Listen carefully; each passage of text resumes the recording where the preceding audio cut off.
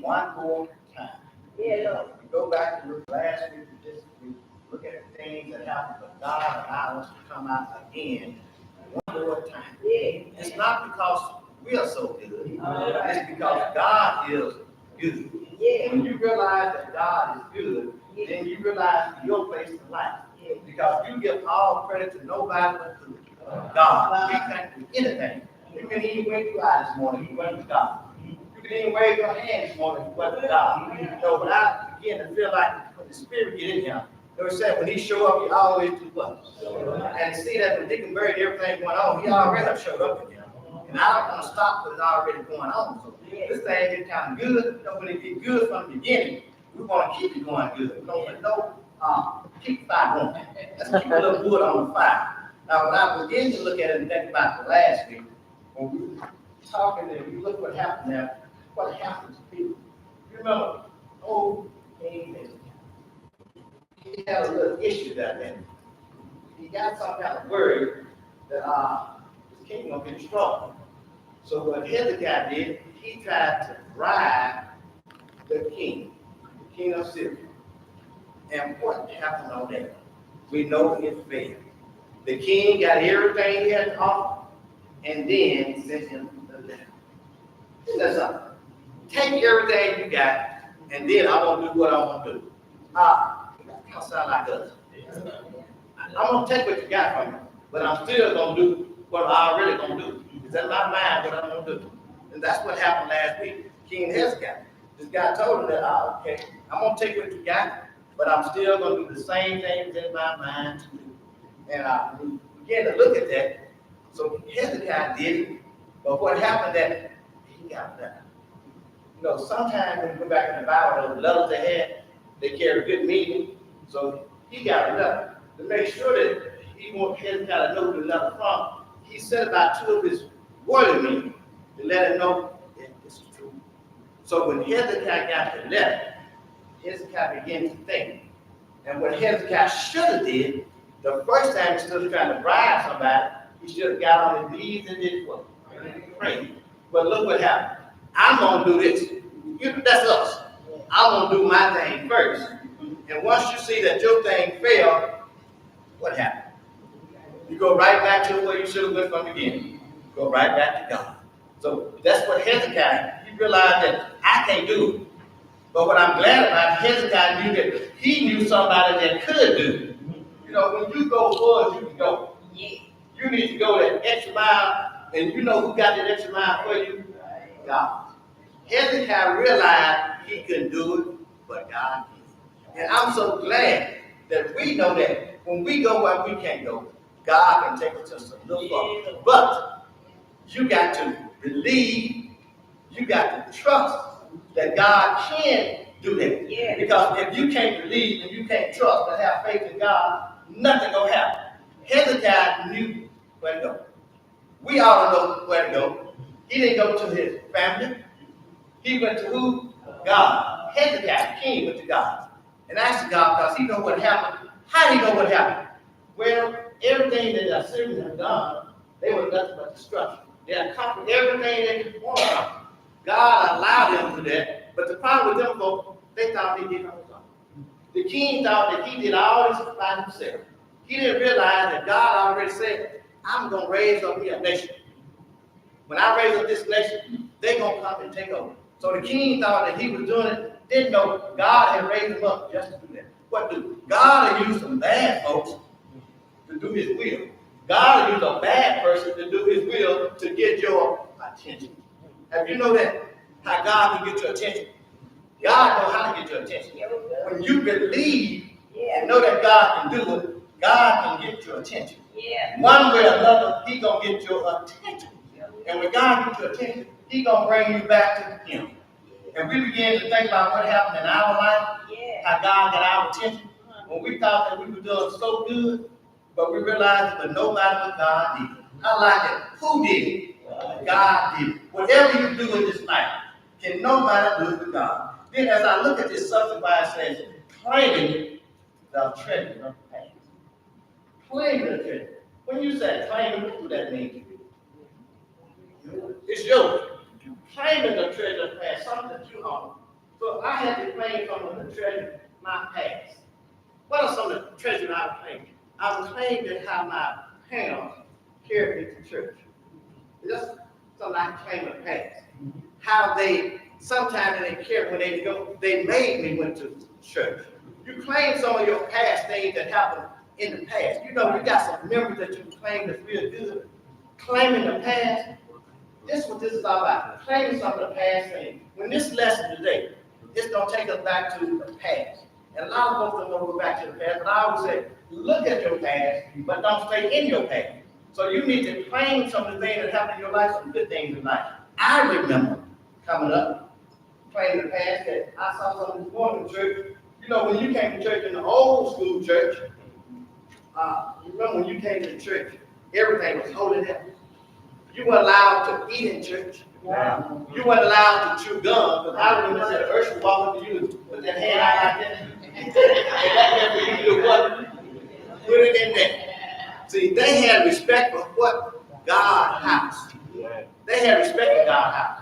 We know if you build a place to delegate to God, you need to respect it for God.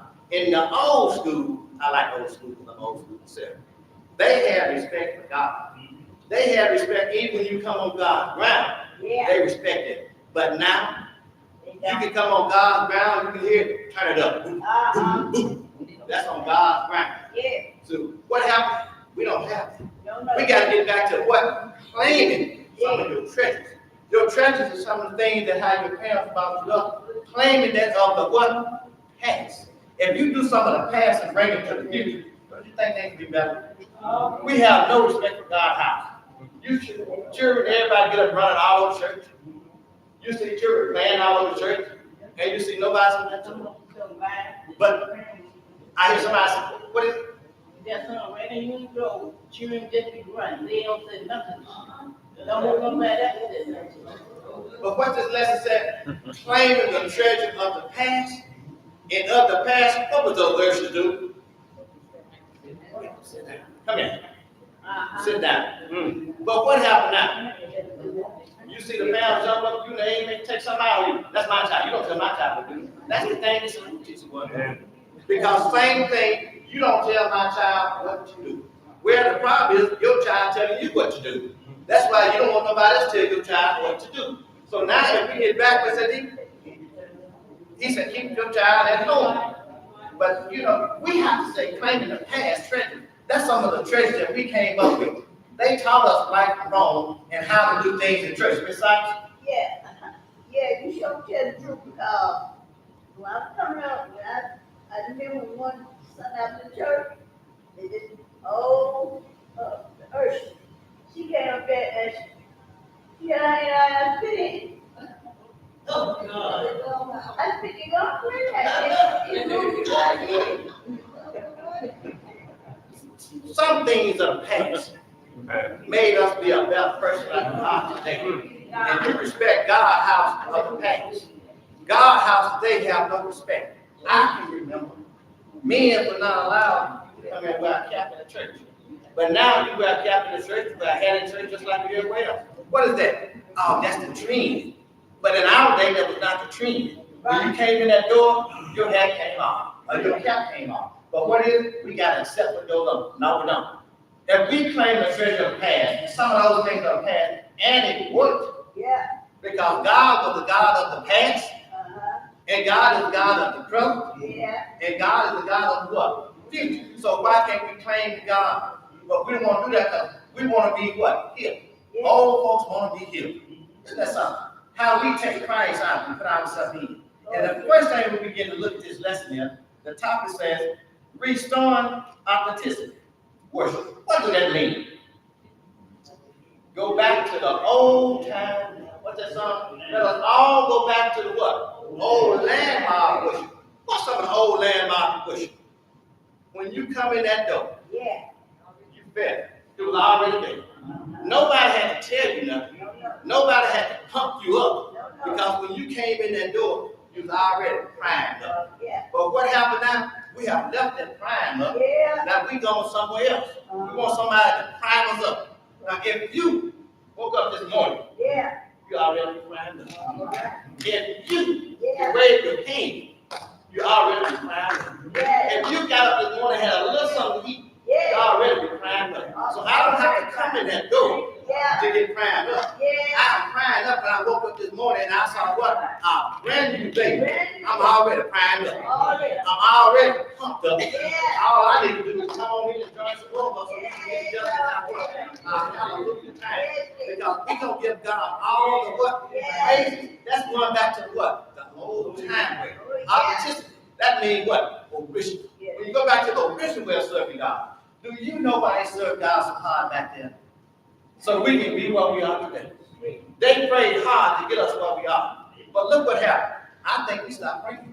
Once we get to where we think we are, we leave God out. But those old folks, they had a way of praying and letting us know this is what we're looking forward to. Everything that happened back there led us to the gate. And what we do, we turn our back. Those people there, they knew there was going to be a better day for us. But what we lived in that better day. But we got to go back to that old time way. What's the old time way? Serving God. What's the old time way? Loving everybody. You know, they love everybody. They didn't have to have a particular person to love. If they saw you, they loved you. Because they had God in them. What do we have? We don't have God. We have a partial God, but God don't have no partial. God is a what? Full-time God. You got to love him full-time way. And this lesson about the king. Let's see what we got here. What we have. Verse 1. Moreover, Josiah kept a Passover unto the Lord in Jerusalem, and they killed the Passover on the 14th day of the first month. Look at that. It begins saying that he kept a Passover. Why did he keep the Passover? If you go back to King Hezekiah, they told him what's going to happen then. And what happened now, Josiah, remember what happened. They kept him in, bondage for 400 years. Now you think about this. You've been in bondage for 400 years. And here comes Moses. Moses delivered you out of bondage. And then he told him, now when you get to the other side, don't do like the people on the other side. Then after Moses left, Joshua comes to him the same thing. When you get there, don't do what the people on the other side do. But what happened? When they got there, they got good like the people on the other side. They saw what was happening and they want to be like the people on the other side. And you know, if you think about what happened, it got so good to them that they said, okay, we want to get us a human king. Wait a minute. You don't want to accept God. Now you want to get you what? A human king. Why do we want to get a human king? They got one on the other side. But what he told them, don't do what the people do on the other side. Because the same God that brought you from where you were in Egypt and lead you to the promised land, that's the God you ought to serve. But what happened? They didn't see him. They didn't see that God. What they saw? They saw them other people had a God king, so they saw that. He told them, wait a minute, you don't need that kind of king. All you need to do is serve the king that brought you over where you were. But they didn't want to do that. We want a human king. So look what Josiah said. Said that all that happened, 400 years, you've been captivity. So God said, okay, since that won't do, I'm going to put you back in for another 70 years. Look at that. 70 more years. You got in captivity again. And probably somebody said, like, you remember, from 20 years or 19 years back, those are the ones saved. From 20 years old, what happened to them? They died. It took them 40 years to go 11 days. What a while there. Disobedient. 40 years go round in circles to get where they want because they disobeyed God. And then they come back and get another 70 years and did the same thing. So here goes Josiah said, all right, we're going to have a celebration. And look what it says. They killed the Passover the 14th day of the first month. If you remember Hezekiah, when Hezekiah had his Passover, it was the second month and the 14th day. But what happened? When you go back, and what Moses told them to do again, on the first month and the 14th day of the month. So look at the difference. So what happened here? King Josiah went back to where? The old landmark. What was the old landmark? The first month and the 14th day. That's what it said. So when you go back, now with him going back to the old landmark, We're going to see what this lesson tells us about going back to the old land. Read it. What that lesson tells us?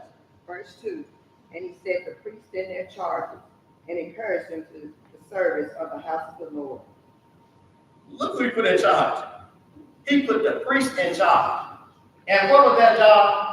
To serve in the house of the Lord. What did that mean? Serve God's word in the house of the Lord. He put the priest. When you go back and talk about priests, where did the priest come from? I heard somebody say, all right, Moses' brother, the priest. And you know Moses and his brother was the Levite. So here we go now. We going back to where? What's the beginning? Putting the priest in charge to put God's word first. What we want to do? We want to clean the house. When you want to clean the house, who you put in charge? You put God in charge to clean the house. So the priest know, I'm going to put God, put the priest in charge. So the priest can clean the house, but when he clean the house, what's the next charge? Verse 3, and said unto the Levites that taught all Israel, which were holy unto the Lord, put the holy ark in the house which Solomon, the son of David, king of Israel, did build. It shall not be a burden upon your shoulders. Serve now the Lord your God and his people Israel. We build it back up again. The Babylonians had tore it down. Now here we are building back up. And building back up, we're going to put things in place just like it was from the beginning. What we going, again, we're going back where? To the beginning. Put it in place. Now look what it said. Just like David written this in. We're going to go back to the same thing that happened then. We're going to follow the same format. But what do we do now? We want to change the Bible. The Bible tells us to do this here. What do we say? Well, I really think it meant this here. What did it mean? It meant exactly what God said. If God said it, that means you don't do what? Add, or you know what? Take away. Because this going right back to that old landmark. He said, they followed what David did. Now, have you noticed that? When they had that Ark of the Covenant, there was a certain way that they had to handle that Ark of the Covenant. In the beginning, Moses told them how to handle that Ark. What happened in that handling that Ark? You don't remember what happened to handle that Ark. They dropped it. It shifted. The problem was that, what was wrong with that? First thing wrong with it, they weren't supposed to carry it. If you notice, it said who was supposed to carry that? The Levites. And who were the Levites? Aaron, the priests. They were supposed to carry it. So they didn't do that right first. And then if you remember further on, when that thing began to shift, what happened to the guy? He touched it and he did what? Died. So then, King David thought about that when he got ready to move it out. He went and followed the same format that Moses said. This is how they brought the song back to me. This is how we do it. This is how we do it. It took it back to get it back to know how to do it. How are we going to do it? We're going to do it the right way. Then he said, we're going to take this burden off your what? Shoulder. What was that? Had men to handle. Now we're going to take the burden off your shoulder and we're going to place the ark where it's supposed to be. The ark was not placed.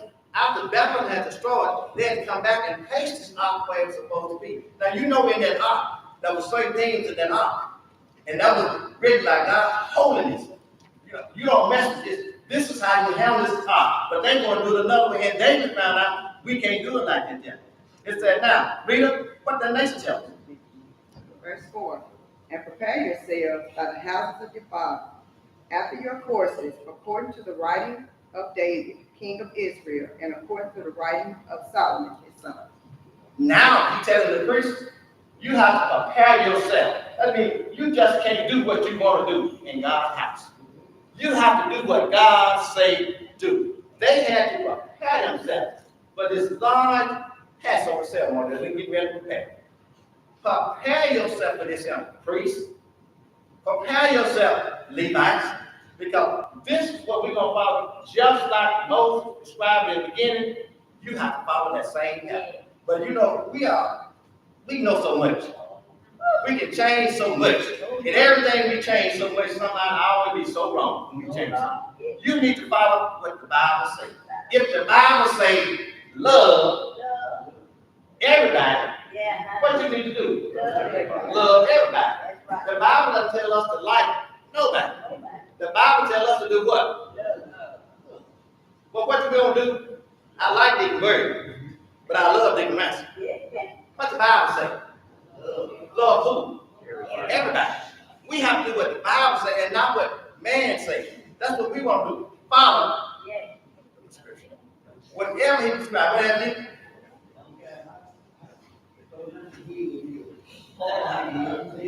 no matter how high a person is, I still got to love.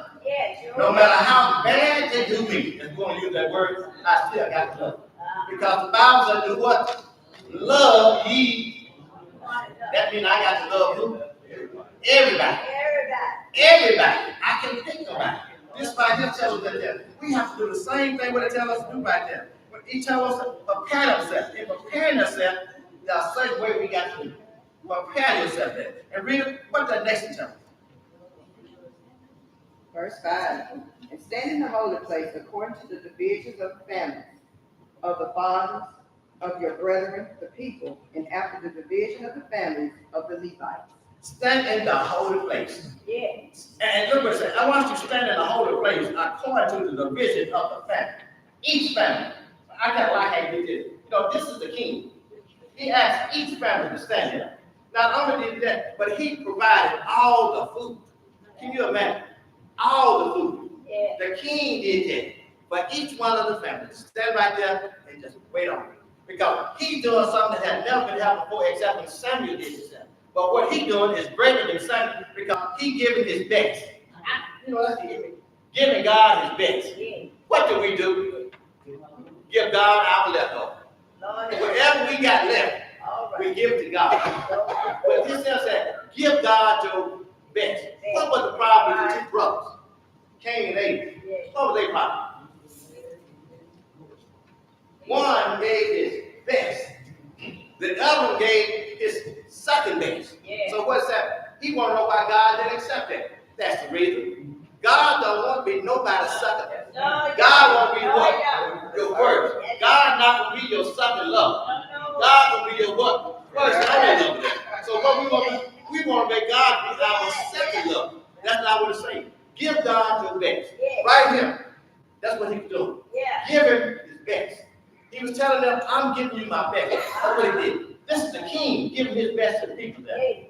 Everything he's the best. What do? We always want to give people our leftover. Let me see. Well, I don't want this for 5 years. Too small for me. I'm going to take it somewhere else and give somebody else. Wait a minute. If you don't want it, what do you think I want? Am I right or wrong about that? We always want to give somebody else what we don't want. Why can't you give them something that you want? But we don't do that. We look in our closet and say, I don't have this on there. Pass out. I don't want this no longer. Give your best sometimes, just like God gave you. What did God give you? He gave his best. What was his best? His only begotten son. So if God can give his best, why can't sometimes we do the same thing? But what we want to do, we want to look over and give what we don't want. Right here, the king gave them his best. The only king is him. And read what the next chapter. Verse 6. So kill the Passover and sanctify yourselves, and prepare your brethren that they may do according to the word of the Lord by the hands of Moses. Kill it and prepare. Prepare for the Passover. What was the Passover in the beginning? What was the Passover? What were they getting ready to do? Moses told them to do what? Put the lamb on the blood on the doors with the newborn of the Israelites born. Then all the other children would die because Moses was saved it the first time from the Egyptians. So they killed the first one. Now it was time for the Israelites to do that to Moses. Because God instructed him to do that. He came with the total. Passover with Moses and Israel. That's when Hosea went back and did the law that Moses had to do. That's the beginning. He told them, prepare yourself. Right. We are getting ready to go on this journey and do this. What did you do? Kill a lamb. Sprinkle the blood over the door. So when the Passover, this is the Passover, which was God, when he sent us through there, he was going to spare everybody that had that on him. This is what the Passover, so this is the beginning of the Passover. So what he's doing now, he is doing the same thing here, preparing them for the Passover. Each year, he told them, remember the Passover. Then I came to attention, how do we remember our Passover? I believe it said what? This dude, and remember the who? Who we talking about? We talking about Christ. What was Christ? He was a lamb. What did they sacrifice? A lamb. So what we got? We sacrifice a lamb. He said, do this. This do in remembrance of who? Every time we do that, who do we remember? So what he was doing right here? He was remembering God. He was letting them know this was the Passover, the first Passover. So do it on the first month, the 14th day. What we do the Passover. How many times we do it? Do we do that? Once a month. We have the what we call the Lord's Supper. What is that? That's our Passover. Who do we do that for? In remembrance of who? Christ. We do Christ. They did the Passover back there. That's how it began there. So we are still doing the same thing. Just do in remembrance of me. It didn't say do it in remembrance of you. It said do it in remembrance of God. We have to remember that. Then as you look what it says right there, the things that we get all mixed up there, according to them, he said do it how Moses did. He went back again to the beginning. I kind of like him, went back to the beginning. Everything here going back to that old landmark. Do it this way. Hezekiah did it the second month. He went back and did it the first month like he was already people. And then I think we got a question about it there. Anybody got something to say? Thank you back there. The question says, how can we align our action with God's word? Just as Josiah followed the instruction in the law of Moses. How can we align ourselves like that? In the word of God. When you align yourself in the word of God, you're aligning yourself with God. But what do? We align ourselves with everybody else. And who do we put on that back corner? God. We always put him on the back corner. In the end, I like it. Who you have to go back to? If you believe, if you are a Christian, you always go right back to what? Go back to God. What they're telling me, I'm going right back to my old landmark. That's what you're about right there. So look at the next conversation. God hears and responds to our cry. Can you imagine? God hears our cry. He hears and responds to it. Now, does it respond to when you want to? No. But what our problem is? Our problem is if God don't come right now, I'm going right back to what I was. But God doesn't come when he wants to. When you read about this, when he got the letter, did God show up the next day? No. God didn't show up the next day. It doesn't tell us how long between when he got the letter and the guy got the letter. It didn't say how long that letter. But what we did know, God did show up. Because when I look at Josiah, he told him in Josiah, he said, I'm not going to destroy this kingdom now. As long as Josiah lived, I'm not going to destroy it. And he did. But what happened? God showed up when he got ready. Have God ever showed up in your life? Think about the time he showed up in your life. You may ask today.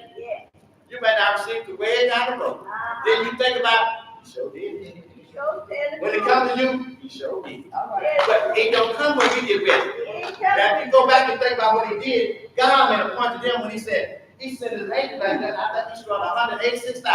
The angels did. Now, that all that this guy know that you had power.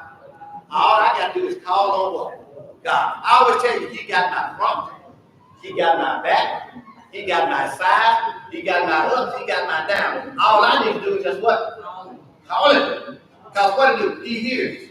I like about that. God still hear me. He may not answer me, but he still hear me. All you got to remember that if he said it, that's settled. He made the promise. He made the promise. All I need to do is stand on the what? The promise that he made. Because if God said it, all I need to do is stand on what? Have some look patience. I don't need to what? Wait matter how bad things get in my life, I just need to do what? Wait on the Lord. Because what? He's coming. He is coming. If I got the faith, if I believe and I trust, he's coming. But what do we have? We got doubt. God is not a doubt God. Read what that message is. Verse 16. So all the service of the Lord was prepared the same day to keep the Passover and to offer burnt offerings upon the altar of the Lord, according to the commandment of King Josiah. Everything was done the same day. Prepared all the same day. I think that we go back to that first Passover. He told them prepare because everybody gonna leave the same day. Look what happened. The same thing happened. He said, we're gonna do this in one day. We're prepared to leave. Prepared. All that food they done, everything they prepared in what? One day. But then the catch up it says that they did this as one day, but it was a 7-day celebration. 7 days of it. But they prepared everything in what? One day in minute. Look at that. I kind of like that when I thought about that. Prepare yourself to leave. Prepare yourself to eat in one day when he told them that. And the other good thing about that there, when you look what he told them, when you prepare yourself, you first prepare yourself through who? He told the priest and the Levites prepare the people through their word. Get them prepared through the word for this celebration again. We have celebration too, but how many times do we celebrate through God's word? We just celebrate. We have good times. We just celebrate. Here it says, prepare yourself for the celebration. And who you come to? The priest. Prepare for that. Read what the lesson says. Verse 17. And the children of Israel that were present kept the Passover at that time, and the feast of unleavened bread 7 days. Here, he invited every Israel, all Jews that came together. If you remember, there was a split in the kingdom. What caused the split in the kingdom? Disobedience. Solomon, third king, his son, he got so cruel that they decided that they're going to divide the kingdom. And then when they divided, what did they come up with? North and south kingdom. They divided the two kingdoms. First it was just one, then they divided into two. Now look what we have right here. Here, he invited everybody to come back. He does something. He invited everybody to come back. It kind of reminds me of last Sunday. What happened last Sunday? Everybody had a time to eat. We invited everybody to come in and do what? Eat. What did we bring? Nothing. What did they bring him? Nothing. Who did it? God did it. Who did it last week? Us. God allowed it. Thank you. So look what happened. Same thing here. Praying together. They brought everybody together. He did. This has never happened before. Let me see. Last Sunday, I don't think that happened before you. Look at that. You see how we work like God's at work. If you line yourself up with God, what happens? Wendy.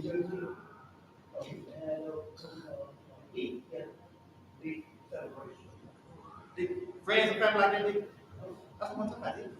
I'm talking about everything. That's what I'm trying to do. But what to put it like that, Dick? Did he say friends and family? Everything. Yes, sir. He did say that. He did say that. Something wrong with him. I didn't know about that. But I do know what happened that Sunday. All right. And we do know we didn't pay it. So what happened? God did it. Just like he did it back then. They didn't pay a thing. We didn't pay a thing. But what? If you want to eat, God did that. So look how we are kind of aligning ourselves with the word. When you align yourself with the word, God will step in. Our problem is that we don't align with the word. We want to align with somebody else's word. Dick, go ahead. I like that, Dick. Give us 18, 19. Okay, verse 18. And there was no Passover like to that kept in Israel from the days of Samuel the prophet. Neither did all the kings of Israel keep such a Passover as Josiah kept. And the priests and the Levites and all Judah and Israel that were present, and the inhabitants of Jerusalem. Verse 19. In the 18th year of the reign of Josiah was this Passover kept. What happened? Everybody came. all the one had left. The two kingdoms were divided.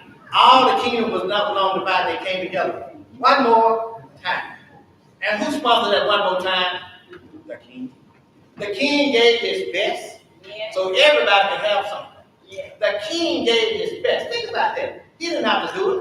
All other times, somebody else would bring something. He said, what? Nothing like this has happened before, says King Solomon. Well, I like that. He gave his best for everybody to eat. Do you ever give somebody your best for you so they can eat? Or do you give them what's left over? Let's think about how we do compared to how we give. Always give somebody something good. Don't give them something that you don't want. Give them something good. Sometimes if you don't do nothing, give them a good word. Give them that. Tell somebody something good. But what do? We always looking at that fault of somebody. Don't do that. Tell them something good. You don't know how I feel. Tell me something good that makes me feel. Tell people something good and give somebody some of your best. Something that you want, let somebody else have something. But we won't do it. Now, with all that said, I'm going to bring somebody up here. You know who I'm going to bring. We're going to close this lesson out with one of our daughters. Come on, my daughter, bring this thing to the close. I call her a spell moment. Let me throw this out. Even though Friday night,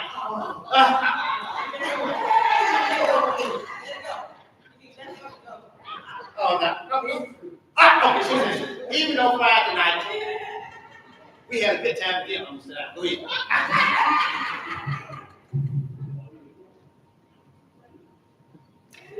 All right, I am here to summarize Unit 1, which is entitled Leaders Set Worship Examples.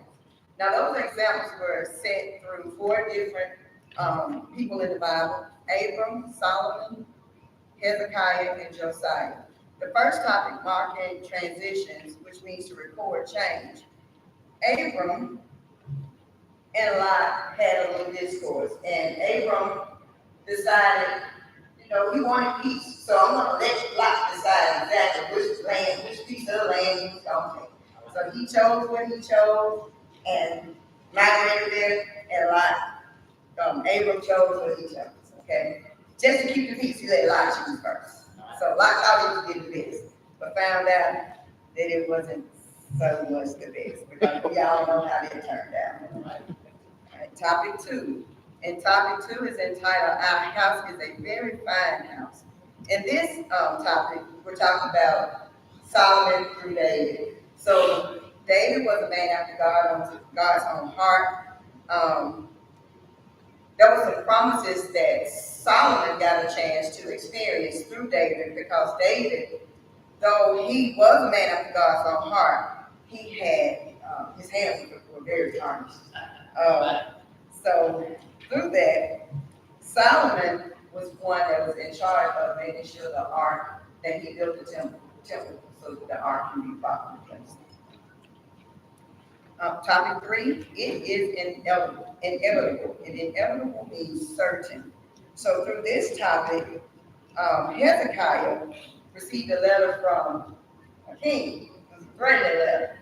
So through this, Deacon Buckley told us that Hezekiah tried to do his own way. And then after that, he said, well, let me go God's way. And after that, it took some time, but he showed patience. Because one thing that happened was Isaiah had prophesied this is the thing going to happen.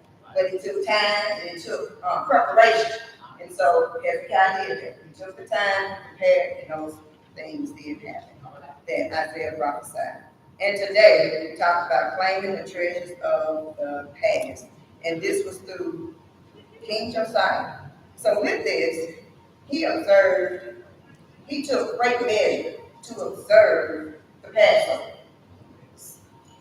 Even though things had evolved, had changed, had kind of moved away from the way Moses had planned the Passover, Josiah seeked to restore those things. And 2 of the things that he did was observe the Passover as Moses did by making sure the ark was placed in its proper place, and also restoring unity. And it took 18 years for that to happen. So for me, in this unit, it was about trusting the Lord. Because in each one of those situations, they had to be patient, they had to persevere, they had to stay persistent, so that they could see those things that were in God's will be prophesied. And that's where it's at.